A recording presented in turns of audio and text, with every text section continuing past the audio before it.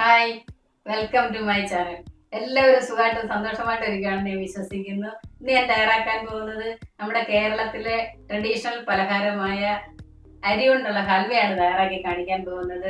ഇതെന്ന് വെച്ചാൽ ഇതിന്റെ ഓരോ ചേരുവയും നല്ല ഹെൽത്തിയും ടേസ്റ്റി ആയിട്ടും ഉള്ള ഒന്നാണ്. അതുപോലെ ഹൽവ ഇഷ്ടപ്പെടാത്തവരായിട്ട് ആരും തന്നെ കാണുമെന്ന് എനിക്ക് തോന്നുന്നില്ല കേട്ടോ. നല്ല ടേസ്റ്റിയാണ് നമ്മുടെ ഈ അരി കൊണ്ടുള്ള ഹൽവ. ഹൽവ പല വെറൈറ്റിയിലും തയ്യാറാക്കാൻ സാധിക്കും. പിന്നെ അതുപോലെ തന്നെ ഇതിൽ ശ്രദ്ധിക്കേണ്ട ഒരു കാര്യം എന്ന് പറഞ്ഞാൽ അരി നല്ല ഫൈനായിട്ട് പൊടിച്ചെടുക്കണം. പിന്നെന്ന് പറഞ്ഞാൽ കുറച്ചു നേരം ഇളക്കണമെന്ന് മാത്രമേ ഉള്ളൂ. സമയം കിട്ടുമ്പോഴൊക്കെ നമ്മൾ കുറച്ച് തയ്യാറാക്കി വെച്ച് കഴിഞ്ഞാൽ നല്ലതാണ്. നമുക്ക് ഏത് നേരം വേണമെങ്കിലും നമുക്ക് ആരെങ്കിലും വന്നാൽ കൊടുക്കാനായാലും എല്ലാത്തിനും നല്ല നല്ല ടേസ്റ്റ് ആയിട്ടുള്ള ഒരു ഹൽവയാണ്. എല്ലാവരും ഇത് വീട്ടിലൊന്ന് ട്രൈ ചെയ്യുക. വീഡിയോ ഇഷ്ടപ്പെടുവാണെങ്കിൽ എല്ലാവരും ഒന്ന് ലൈക്ക് ചെയ്യാനും ഷെയർ ചെയ്യാനും ഒന്നും മറക്കല്ലേ. ഇനി നമുക്ക് നമ്മുടെ കേരളത്തിലെ ട്രഡീഷണൽ പലഹാരമായ അരി കൊണ്ടുള്ള ഹൽവ തയ്യാറാക്കുന്നത് എങ്ങനെയെന്ന് നമുക്കൊന്ന് കണ്ടു നോക്കാം. ഹൽവ തയ്യാറാക്കാൻ വേണ്ടി നമ്മൾ ഇത്രയും സാധനമാണ് ഇവിടെ എടുത്ത് വെച്ചിരിക്കുന്നത്.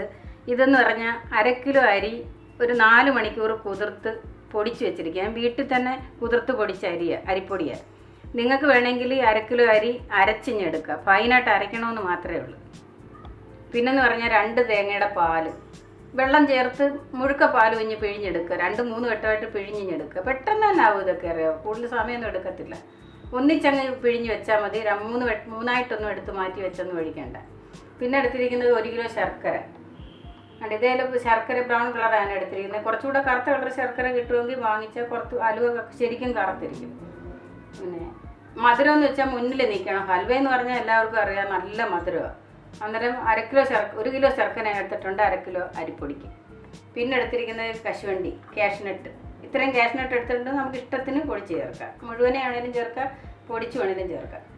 പിന്നെ എടുത്തിരിക്കുന്നത് നെയ്യാണ് എടുത്തിരിക്കുന്നത്. എത്ര നെയ്യ് ഞാൻ എടുത്തിട്ടുണ്ട്. 100 ഗ്രാം തൊട്ട് 200 ഗ്രാം വരെ നെയ്യ് നമുക്ക് കുറുകി വരുമ്പോൾ നമ്മൾ ചേർത്ത് കൊടുക്കണം. അടിക്ക് പിടിക്കാതെ നല്ലപോലെ കിട്ടും. പിന്നെ വേണമെങ്കിൽ നെയ്യ് ഇത്രയും ചേർക്കുന്നില്ലെങ്കിൽ പകുതി വെളിച്ചെണ്ണയും പകുതി നെയ്യും വേണമെങ്കിലും ചേർത്ത് തയ്യാറാക്കാം. നെയ്യാകുമ്പം നല്ല ടേസ്റ്റ് ആയിരിക്കും. നെയ്യ് നല്ലതായിരിക്കും, ചീത്തയാവത്തില്ല. പിന്നെ ഇപ്പം നല്ല നല്ല ബേക്കറികളിൽ നിന്നൊക്കെ നമ്മൾ ഹൽവ മേടിക്കുമ്പം എത്ര ദിവസം ഇരുന്നാലും ഒരു കേടും നല്ല സോഫ്റ്റായിട്ടിരിക്കും. അതുപോലെ കിട്ടും നെയ്യ് ചേർത്ത് കഴിഞ്ഞാൽ. അതിനാണ് ഞാൻ നെയ്യ് തന്നെ എടുത്തത്. വെളിച്ചെണ്ണ ഞാൻ ചേർക്കുന്നില്ല. നിങ്ങൾക്ക് വേണമെങ്കിൽ പകുതി വെളിച്ചെണ്ണയും പകുതി നെയ്യും ചേർക്കാം. പിന്നെ എടുത്തിരിക്കുന്ന ഏലക്ക അവരവരുടെ ഫ്ലേവർ അനുസരിച്ച് ചേർക്കാം. ഞാനൊരു 10-13 എണ്ണയേ ഉള്ളത്. ഒരു 15-20 വേണമെങ്കിലും നിങ്ങൾക്ക് പൊടിച്ച് ചേർക്കാം. ഇത്രയും സാധനം എടുത്തിട്ടുണ്ട്. ഇനി ഈ ശർക്കര ഒന്ന് ഉരുക്കി എടുക്കണം കേട്ടോ. ഉരുക്കി അരിച്ച് എടുക്കണം. നമ്മൾ കുറച്ച് വെള്ളം ചേർത്ത് ഒന്ന് ഉരുക്കി അരിച്ചെടുക്കട്ടെ. ഇനി നമുക്കിതൊന്ന് ഉരുക്കിയെടുക്കാം. അതിന് ഈ പാത്രത്തിലേക്ക് ഇടാം. ഞാനതൊന്ന് പൊടിച്ച് വെച്ചതാണ് ശർക്കര കേട്ടോ. ഒന്ന് ഇടിച്ച്, വലിയ പീസായിരുന്നു, അന്ന് ഇടിച്ച് ചെറുതാക്കി. അതങ്ങനെ കുഴഞ്ഞിരിക്കുന്നത് പെട്ടെന്ന് ഉരുകി കിട്ടും. അന്നേരം ഇപ്പം പീസായിട്ട് ഇടുന്നതിൽ പെട്ടെന്ന് ഉരുകി കിട്ടും. ഇനി നമുക്ക് അതിലേക്ക് ഒരു 1/2 കപ്പ് വെള്ളം ഒഴിക്കുവാനായിട്ടോ. വെള്ളം കൂടിപ്പോയാലോ, തേങ്ങാപ്പാലും ഒക്കെ ഉണ്ടല്ലോ, നോക്കാം. നമുക്ക് വേണമെങ്കിൽ കുറച്ചുകൂടി ഒഴിച്ചു കൊടുക്കാം. ഒന്ന് കത്തിക്കട്ടെ ഗ്യാസ്. ഇതൊന്ന് ഉരുക്കി അരിച്ചെടുക്കണം. ഉരുക്കട്ടുണ്ട് എല്ലാം ഉരുകി തീർന്നിട്ടുണ്ട്. ഇനി നമുക്ക് ഗ്യാസ് ഓഫാക്കാം. ഇനി ഇതൊന്ന് അരിച്ചെടുക്കണം.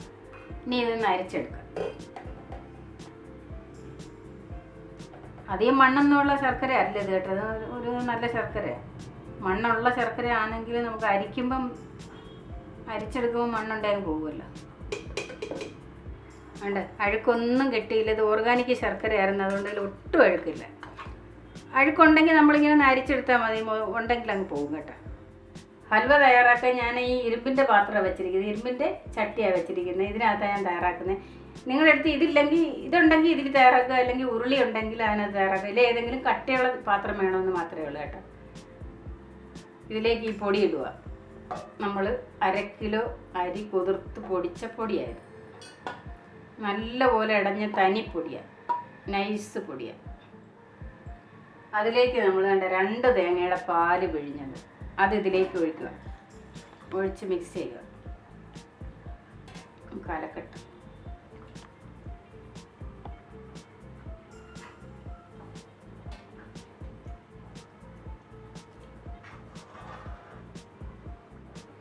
നല്ലോണം മിക്സ് ആക്കണം. അതിനകത്ത് പെട്ടെന്ന് മിക്സ് ആവുന്നതാണ്. ഇങ്ങനെ ഒന്ന് വെറുതെ ഇളക്കുമ്പോഴത്തേന് അരിപ്പൊടിയല്ലേ, പെട്ടെന്ന് മിക്സായി.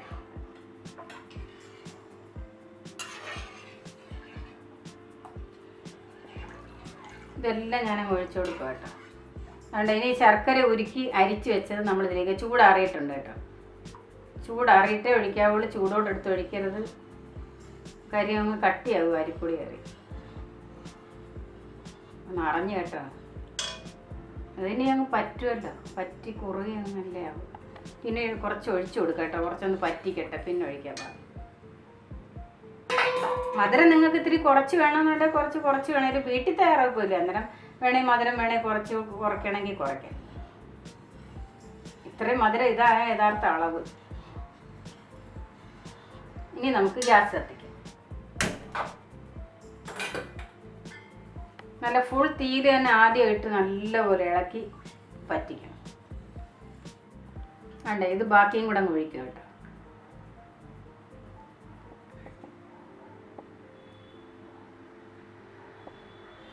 ഇത്രയും മധുരമാകുമ്പോൾ യഥാർത്ഥ ഹൽവയുടെ മധുരമായിരിക്കും.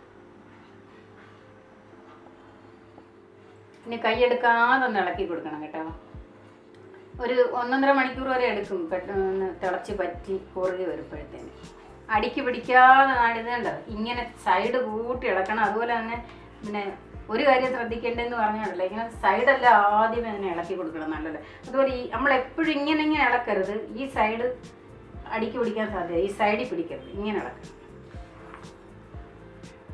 ഇനി നമുക്ക് ഇതിലേക്ക് പിന്നെ കാഷ്നട്ടും നെയ്യും ഒഴിക്കും. വേണ്ട, കാഷ്നട്ട് ഇതിലേക്ക് ഇടുക. നമ്മൾ കശുവണ്ടി, ഏലക്കപ്പൊടി ഇടും കേട്ടോ. അത് ഫ്ലേവർ അനുസരിച്ച് ഇത്തിരി കൂടുതൽ വേണമെങ്കിലും ഇടാം കേട്ടോ. നെയ്യും കൂടെ ഒഴിക്കുക. കുറേശ്ശെ ഒഴിച്ചു കൊടുക്കുക കേട്ടോ. നമുക്ക് ആദ്യം ഇത്ര ഇരിക്കട്ടെ. ഇനി നമുക്കൊക്കെ ഇളക്കി കൊടുക്കാം.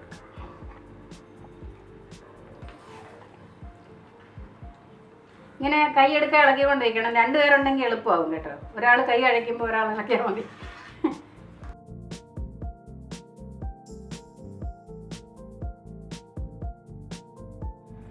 വേണ്ടേ, ഈ അലുവയൊക്കെ പാകമായി വരുന്നതിൻ്റെ തെളിവാണ് ഇങ്ങനെ ചട്ടിയിൽ നിന്ന് പാത്രത്തിൽ നിന്ന് വിട്ട് വരുന്ന കണ്ട. ഇനി നെയ്യ് തെളിയുമില്ല. ഇനി ബാക്കി നെയ്യോട് ഒഴിക്കാൻ നമുക്ക്. എന്നിട്ട് കുറേ കൂടെ ഇളക്കണം, ഒന്നും കൂടെ ഒന്ന് കട്ടിയാണ്. അതായത് ഇങ്ങനെ സൈഡ് കൂട്ടി ഇളക്കണം. ഈ സൈഡും കൂടെ ശ്രദ്ധിക്കണം കേട്ടോ. ഇളക്കുന്ന സമയത്ത് നമ്മൾ ഈ സൈഡ് ശ്രദ്ധിക്കാതെ പോകരുത്. അന്നേരം ഇവിടെ അങ്ങ് അടുക്കി പിടിച്ച് കങ്ങും. ഇനി നമുക്ക് നെയ്യ് ഒഴിച്ചു കൊടുക്കാം. എൻ്റെ ബാക്കി നെയ്യും കൂടെ ഒഴിക്കുക.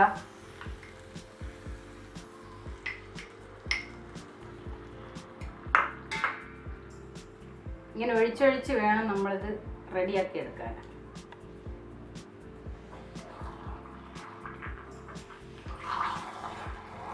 ഈ ഇളക്കുന്ന ഒരൊറ്റ ഒരു പ്രയാസമുള്ള കേട്ടല്ലോ, അത് ഒരു പ്രയാസമില്ല.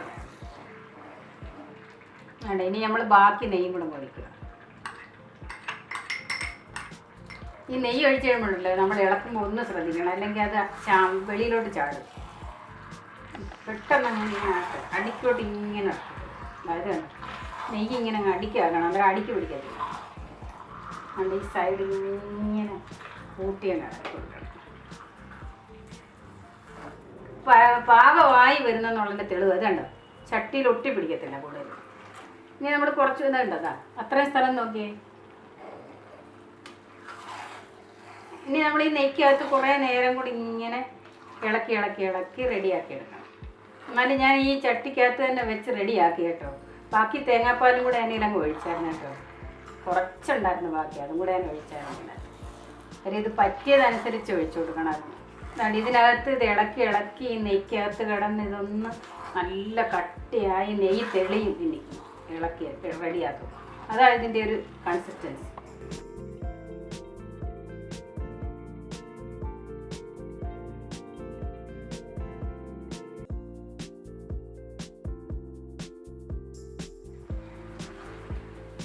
കണ്ടോ, നെയ്യൊക്കെ തെളിഞ്ഞ് വന്നിട്ടുണ്ട്. കണ്ടേ, നല്ലപോലെ നല്ല പെർഫെക്റ്റായിട്ട് കിട്ടിയിട്ടുണ്ട് നമ്മുടെ ഹൽവ. ഇതാ കണ്ട, എണ്ണ ശരിക്കും തെളിഞ്ഞിട്ടുണ്ട്. ഉണ്ടെന്ന് വെച്ചാൽ 2 തേങ്ങയുടെ പാലൊക്കെ ഇല്ലേ ചേർത്ത്, അന്നേരം അതിൻ്റെ എണ്ണയും കൂടെ കാണുമല്ലോ.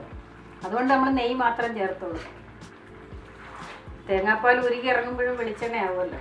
പിന്നെ പ്രത്യേകിച്ച് വെളിച്ചെണ്ണയുടെ ആവശ്യമില്ല. ഇപ്പോൾ 1.5 മണിക്കൂറായി കേട്ടോ, 1.5 മണിക്കൂർ കൂടുതലായിട്ടുണ്ട്. കറക്റ്റിന് കിട്ടേണ്ടത്. അതുപോലെ ഉരുണ്ടിഞ്ഞ് വരണം, നല്ല കട്ടിക്ക് ഉരുട്ടി എടുത്തിട്ട് വേണം ഇനി നമ്മൾ ഗ്യാസ് ഓഫാക്കാം. വേണ്ട, നല്ലപോലെ തെളിഞ്ഞ എണ്ണതാണ്, നെയ്യെല്ലാം തെളിഞ്ഞ എണ്ണയല്ല നെയ്യ്. ഇനി നമുക്ക് ഗ്യാസ് ഓഫാക്കാം. നല്ല പെർഫെക്റ്റായിട്ട് കിട്ടിയിട്ടുണ്ട്. അടിപൊളി അലുവയാണ്. നല്ല മണമൊക്കെ വരുന്നുണ്ട്. അലുവയുടെ മണം അറിയാമല്ലോ. ഏലക്കാപ്പൊടി വേണമെങ്കിൽ നിങ്ങൾക്ക് കുറച്ചുകൂടെ ചേർക്കാട്ടോ, ഞാൻ നേരത്തെ പറഞ്ഞായിരുന്നല്ലോ.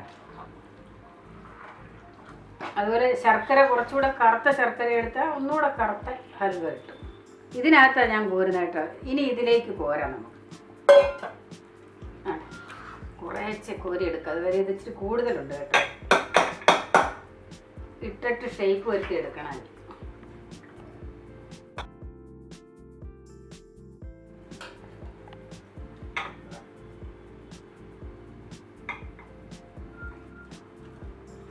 നല്ല ഷേപ്പിലിരിക്കും അടിവശം.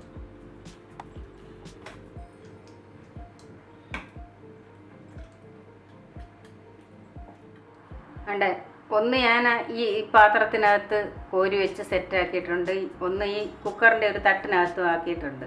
ഇത് രണ്ടിലും വെച്ച് എന്താണെന്ന് അറിഞ്ഞു, പ്ലേറ്റിൽ വെക്കാഞ്ഞതിൻ്റെ കാരണം പ്ലേറ്റിന് കുറച്ചുകൂടെ വണ്ണം കുറവാണ്, ഈ ഉള്ളു കുറവാണ്. അന്നേരം ഇതിലാകുമ്പോൾ കുറച്ച് വണ്ണത്തെ കിട്ടും, കനത്തെ കിട്ടും, ഇച്ചിരി വലുപ്പത്തെ കട്ട് ചെയ്തെടുക്കാൻ പറ്റും. ഞാൻ അതുകൊണ്ടാണ് ഇങ്ങനെ ഇതിനകത്ത് തന്നെ നിറച്ച് വെച്ചത്. ഇനി ഇതൊന്ന് ചൂടാറാൻ മാറ്റി വയ്ക്കാം നമുക്ക്. ഇത് നല്ലപോലെ തണുക്കണം. തണുത്തതിന് ശേഷം നമുക്ക് കട്ട് ചെയ്ത് കാണിക്കാം. വേണ്ട, നമുക്കൊന്ന് കട്ട് ചെയ്യാം കേട്ടോ. എന്താ അടിപൊളിയായിട്ട് ഇട്ടിട്ടുണ്ട്. ഞാൻ കുറച്ച് കൂടുതൽ നേരം ഇളക്കിയാണ് റെഡിയാക്കിയത് കേട്ടോ. കാര്യം അന്നേരം എന്താ ചീത്തയാവത്തില്ല. വെളിയിൽ തന്നെ വെച്ചേക്കാം നമുക്ക്. നല്ലപോലെ ഇരിക്കും, അറിയാമോ, ഒരു കേടും വരത്തില്ല. നല്ലൊരു പീസ് ഞാൻ കട്ടിക്കാം. ഇതാ കണ്ട, നമ്മുടെ അലുവയൊക്കെ നമ്മളിവിടെ കട്ട് ചെയ്ത് വെച്ചിട്ടുണ്ട്. നല്ല പെർഫെക്റ്റായിട്ട് കിട്ടിയിട്ടുണ്ട്. നല്ല സൂപ്പർ അലുവയാണ്. എല്ലാവരും ഇത് വീട്ടിൽ തയ്യാറാക്കണം. വീഡിയോ കണ്ട് ഇഷ്ടപ്പെടുവാണെങ്കിൽ എല്ലാവരും ഒന്ന് ലൈക്ക് ചെയ്യാനും ഷെയർ ചെയ്യാനും അതുപോലെ തന്നെ കമൻറ്റ് ബോക്സിലൂടെ കമൻറ്റുകളൊക്കെ അറിയിക്കുക. നന്ദി, നമസ്കാരം. Thank you so much.